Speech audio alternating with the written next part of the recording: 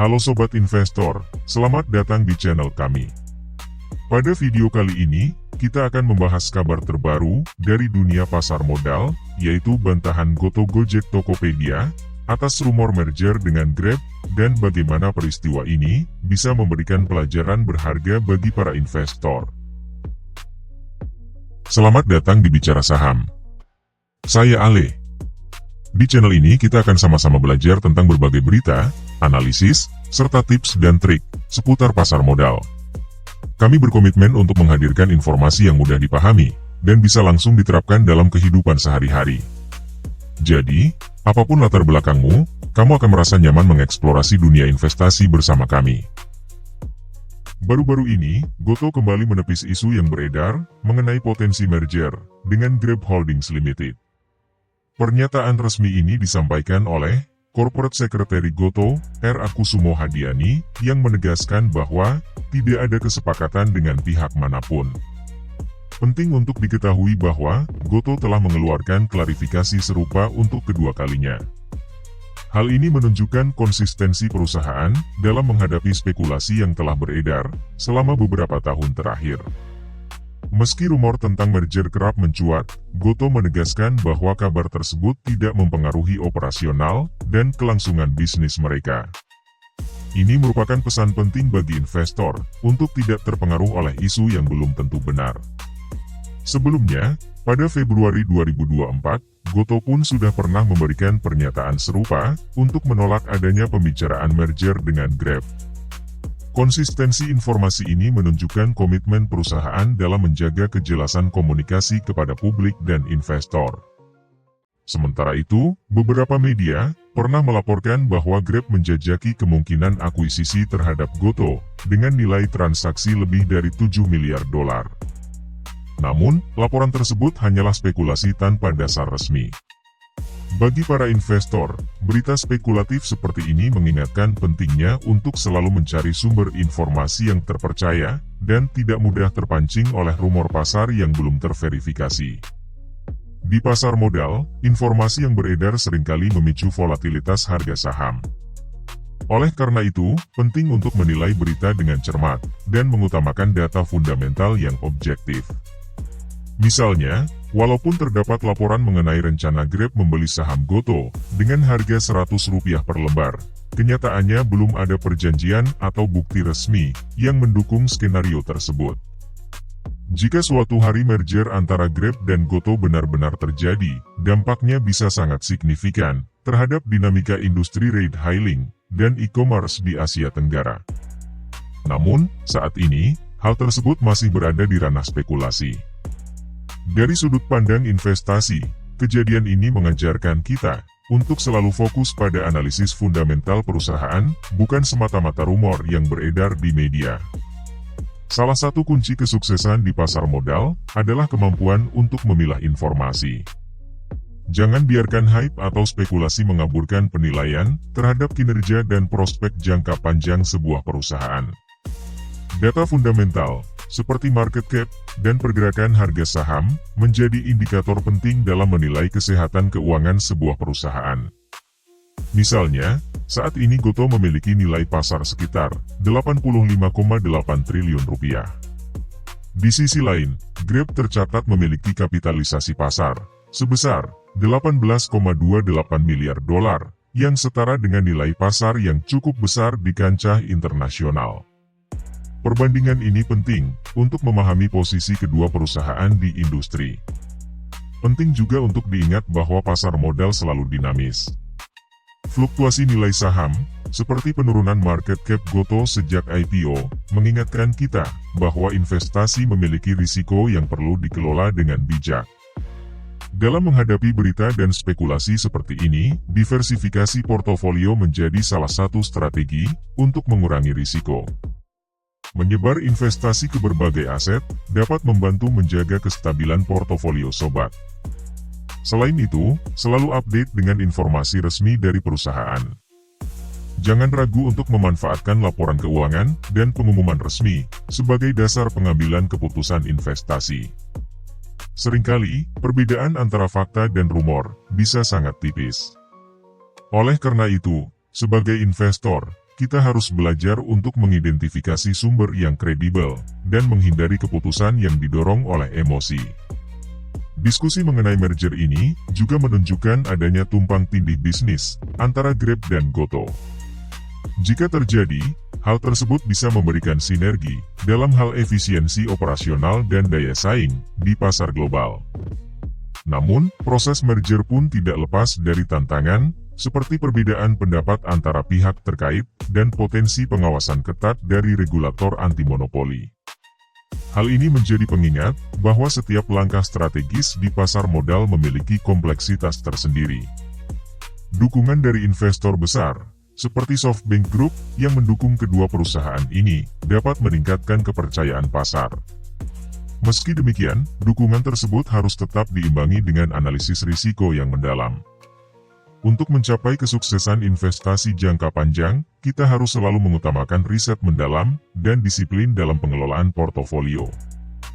Jangan biarkan fluktuasi pasar membuat sobat panik atau terburu-buru mengambil keputusan. Belajar dari pergerakan pasar, seperti yang dialami oleh Goto sejak IPO, dapat membantu kita menghindari kesalahan umum dalam investasi.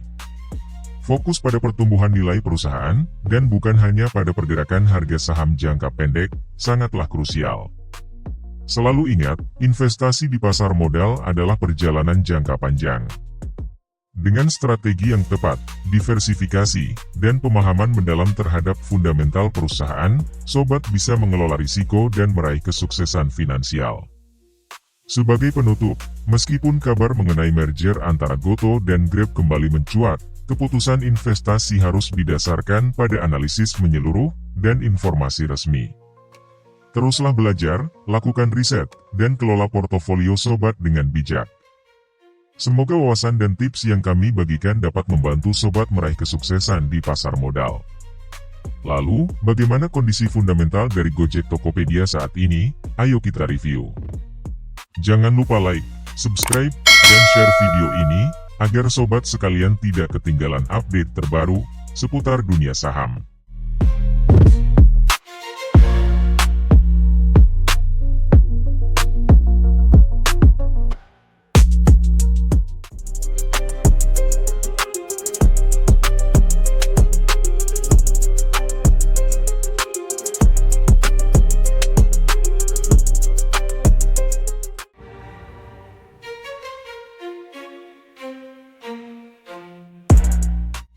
Di sisi lain, SoftBank, konglomerat teknologi asal Jepang, semakin mengukuhkan cengkramannya di pasar digital Indonesia.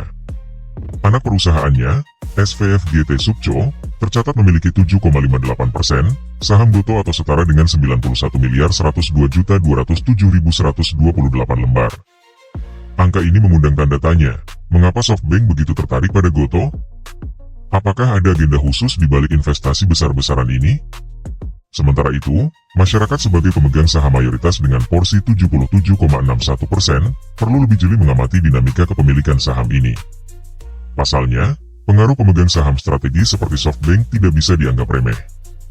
Bagaimana nasib Goto ke depan? Apakah akan semakin dikuasai oleh investor asing atau tetap menjadi perusahaan yang berpihak pada kepentingan masyarakat?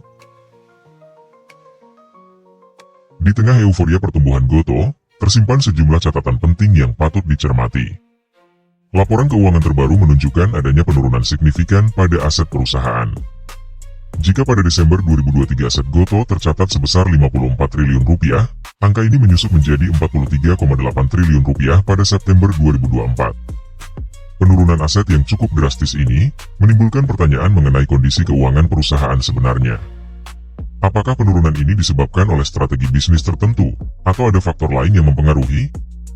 Investigasi lebih lanjut diperlukan untuk mengungkap penyebab di balik penurunan aset ini. Tidak hanya aset, ekuitas Goto juga mengalami penurunan.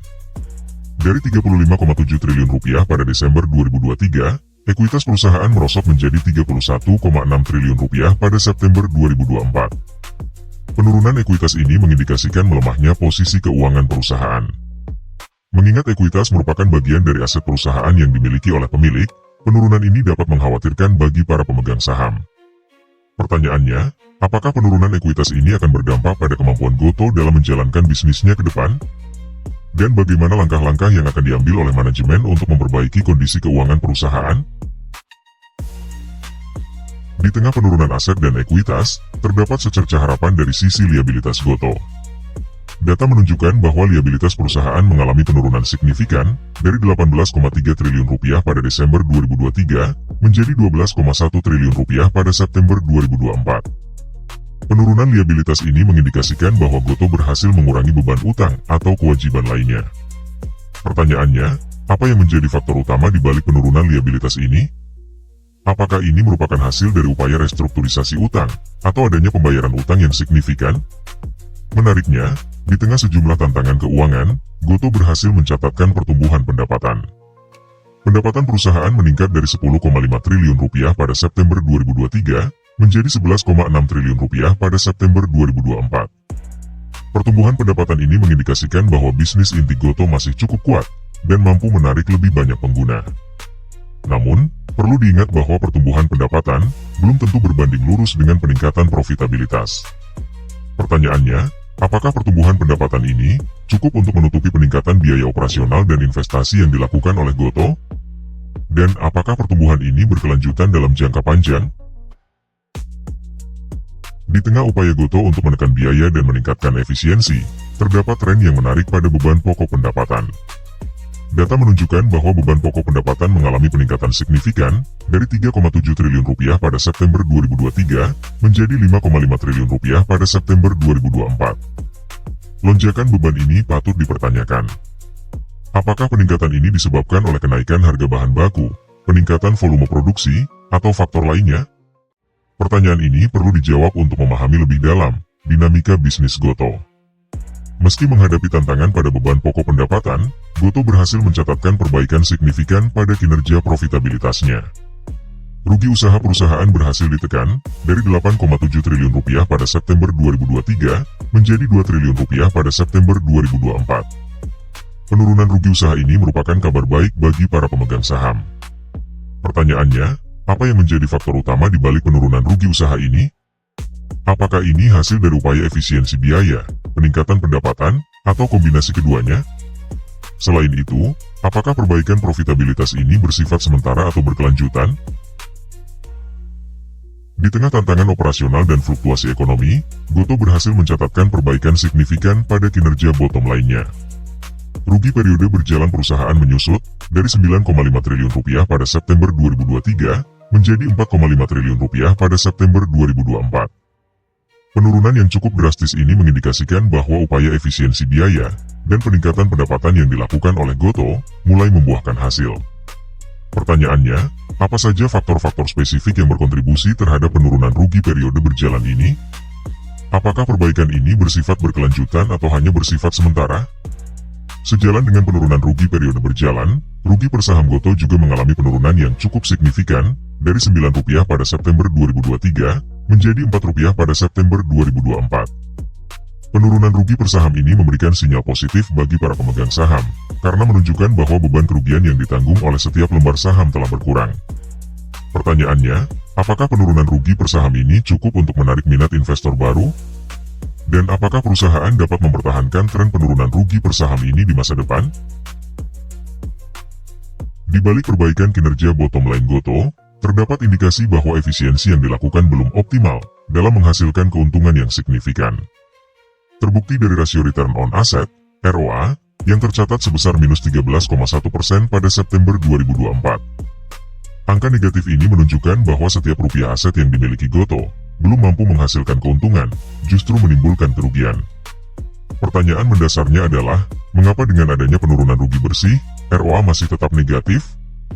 Apakah terdapat aset-aset tidak produktif yang perlu segera dibenahi atau dijual? Ataukah model bisnis Gotoh masih perlu penyesuaian untuk meningkatkan efisiensi penggunaan aset? Selain ROA yang negatif, return on equity Gotoh juga tercatat negatif sebesar minus 16,8% pada September 2024. Angka ini mengindikasikan bahwa investasi yang dilakukan oleh para pemegang saham belum menghasilkan keuntungan yang diharapkan. Dengan kata lain, setiap rupiah modal yang ditanamkan di Gotoh belum memberikan imbal hasil yang positif. Pertanyaan yang muncul adalah, apakah para pemegang saham masih memiliki kepercayaan diri terhadap prospek jangka panjang Gotoh? Dan langkah apa yang akan dilakukan oleh manajemen untuk meningkatkan ROE dan memberikan return yang lebih baik bagi para pemegang saham? Angka net profit margin Gotoh tercatat minus 36,9% pada September 2024, merupakan sebuah sinyal yang cukup mengkhawatirkan. Angka negatif yang cukup besar ini mengindikasikan bahwa setiap rupiah pendapatan yang dihasilkan oleh Gotoh justru menghasilkan kerugian yang lebih besar. Pertanyaannya, apa yang menyebabkan net profit margin Gotoh menjadi sangat negatif? Apakah ini akibat dari biaya operasional yang terlalu tinggi, harga jual yang terlalu rendah, atau kombinasi dari keduanya? Selain itu, apakah perusahaan telah melakukan langkah-langkah konkret untuk memperbaiki net profit marginnya? Rasio debt to equity Gotoh yang mencapai 35,7% pada September 2024 juga perlu diperhatikan. Angka ini menunjukkan bahwa sebagian kecil aset Gotoh dibiayai oleh utang. Nilai rasio debt to equity ini memperlihatkan risiko keuangan perusahaan, karena perusahaan akan lebih rentan terhadap fluktuasi suku bunga dan kesulitan dalam memenuhi kewajiban utangnya. Pertanyaannya, apakah beban bunga menjadi salah satu faktor yang menekan profitabilitas Gotoh? Dan apakah perusahaan memiliki rencana untuk menurunkan rasio debt to equity? Data arus kas Gotoh memberikan gambaran yang lebih lengkap tentang kondisi keuangan perusahaan. Pada September 2024, Gotoh mencatatkan arus kas yang digunakan untuk aktivitas operasi sebesar 1 triliun rupiah. Angka ini mengindikasikan bahwa perusahaan masih terus membakar uang tunai dalam menjalankan operasi bisnisnya. Pertanyaannya, mengapa arus kas dari aktivitas operasi masih negatif? Apakah karena perusahaan terus melakukan investasi besar-besaran dalam teknologi dan ekspansi bisnis? Atau ada masalah lain yang menyebabkan perusahaan kesulitan menghasilkan arus kas positif dari operasi? Selain itu, arus kas yang digunakan untuk aktivitas investasi juga tercatat cukup besar, yaitu sebesar 8,7 triliun rupiah pada September 2024. Angka ini menunjukkan bahwa Gotoh masih aktif melakukan investasi, baik untuk pengembangan bisnis inti, maupun untuk mengakuisisi perusahaan lain. Pertanyaannya, apakah investasi-investasi yang dilakukan oleh Gotoh telah memberikan hasil yang sesuai dengan harapan? Dan apakah perusahaan memiliki cukup likuiditas untuk terus membiayai kegiatan investasinya? Di tengah arus kas operasi yang negatif dan investasi besar-besaran, Gotoh masih berhasil memperoleh dana segar melalui aktivitas pendanaan. Pada September 2024, perusahaan berhasil memperoleh arus kas sebesar 5,2 triliun rupiah dari aktivitas pendanaan. Pertanyaannya, dari mana sumber dana segar ini? Dan bagaimana perusahaan akan mengalokasikan dana segar ini? Apakah akan digunakan untuk membayar utang, investasi, atau membiayai operasi? Meskipun berhasil memperoleh dana segar, total kas Gotoh justru mengalami penurunan sebesar 4,5 triliun rupiah pada September 2024. Hal ini mengindikasikan bahwa laju pengeluaran kas perusahaan masih lebih tinggi dibandingkan dengan laju pemasukan kas. Pertanyaannya, mengapa total kas Gotoh masih terus menurun, meskipun telah memperoleh dana segar? Apakah ada faktor lain yang menyebabkan penurunan kas, seperti pembayaran utang jangka pendek atau pembagian dividen? Dan bagaimana perusahaan akan mengatasi masalah penurunan kas ini?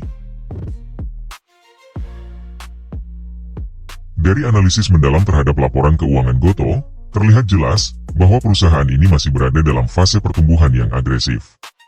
Investasi besar-besaran dalam teknologi dan ekspansi bisnis menjadi pendorong utama pertumbuhan perusahaan, namun di sisi lain juga menjadi beban yang cukup berat bagi keuangan perusahaan. Arus kas yang negatif dan rasio keuangan yang kurang menggembirakan, seperti net profit margin yang negatif, dan rasio debt to equity yang tinggi, mengindikasikan bahwa Gotoh masih menghadapi tantangan dalam mencapai profitabilitas yang berkelanjutan. Perusahaan perlu melakukan langkah-langkah strategis untuk meningkatkan efisiensi operasi, mengelola utang secara lebih baik, dan mencari sumber pendapatan baru. Meskipun demikian, potensi pertumbuhan Gotoh masih sangat besar. Dengan basis pengguna yang luas dan ekosistem bisnis yang terintegrasi, Gotoh memiliki peluang untuk menjadi pemimpin pasar di sektor teknologi Indonesia. Namun, keberhasilan perusahaan dalam jangka panjang sangat bergantung pada kemampuan manajemen dalam mengambil keputusan yang tepat dan mengatasi tantangan yang ada.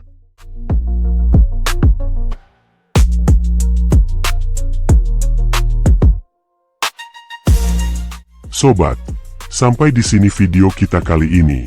Bagaimana? Apakah kamu sudah mendapatkan insight yang bermanfaat? Jangan mudah menyerah, dan teruslah belajar. Jika sobat memiliki pertanyaan atau ingin request topik pembahasan selanjutnya, silahkan tinggalkan komentar di bawah. Jangan lupa like, share, dan subscribe channel ini untuk mendapatkan lebih banyak konten edukasi pasar modal yang bermanfaat. Terima kasih sudah menonton, dan sampai jumpa.